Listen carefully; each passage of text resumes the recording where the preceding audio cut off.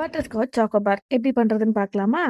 இதுக்கு ஒரு பேனில் மீடியம் ஃப்ளேமில் ஹாஃப் கப் சுகர் எடுத்து கேரமலைஸ் ஆனதும் சிம்மில் வச்சு ஒரு கியூப் பட்டர் ஆட் பண்ணி நல்லா மிக்ஸ் பண்ணி விட்டுக்கோங்க. நெக்ஸ்ட்டு ஒரு கைப்பிடி கேஷ்யூஸ் ஆட் பண்ணி நல்லா மிக்ஸ் ஆனதும் கூல் பண்ணி பல்ஸ் மோடில் கிரைண்ட் பண்ணி வச்சுக்கோங்க. நெக்ஸ்ட்டு பிளெண்டிங்க்கு ஒரு மிக்ஸி ஜாரில் half cup milk powder, half cup powder sugar, 1.5 cup full fat milk, நான் இது அமுல் பிராண்ட்லேருந்து யூஸ் பண்ணியிருக்கேன், ஒரு கப் ஃப்ரெஷ் க்ரீம், ஒரு tablespoon butterscotch essence, yellow food colour optional தான், நான் யூஸ் பண்ணல. நல்லா பிளெண்ட் ஆனதும் அது ஒரு பாத்திரத்தில் ஊற்றி நம்ம ஆல்ரெடி கிரைண்ட் பண்ணி வச்சிருக்க அந்த கேஷ்யூ சுகர் மிக்சரை பாதி ஆட் பண்ணி மிக்ஸ் பண்ணி 2 ஹவர்ஸ் ஃப்ரீஸ் பண்ணி வச்சுக்கோங்க. 2 ஹவர்ஸ்க்கு அப்புறமா மிச்சம் இருக்க அந்த கேஷ்யூ சுகர் மிக்சரையும் ஆட் பண்ணி நல்லா மிக்ஸ் பண்ணி வச்சுக்கோங்க.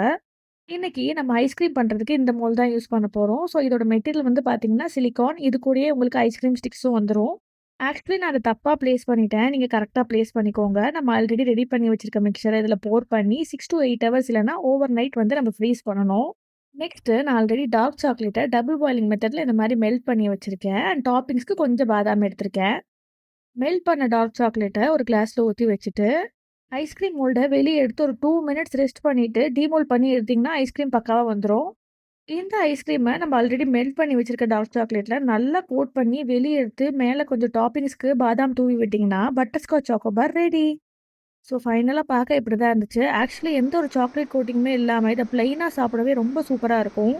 சில்கி ஸ்மூத் டெக்ஸ்சரில் இல்லைனாலும் ஐஸ்கிரீமோட டேஸ்ட் ரொம்ப சூப்பராக இருந்துச்சு. அண்ட் ஆல்சோ அந்த ஐஸ்கிரீமோட டீட்டெயிலிங் எல்லாம் இதில் வந்தது ரொம்ப ஹாப்பியாக இருந்துச்சு. அண்ட் ஆல்சோ ரொம்ப சாட்டிஸ்ஃபைங்காக இருந்துச்சு.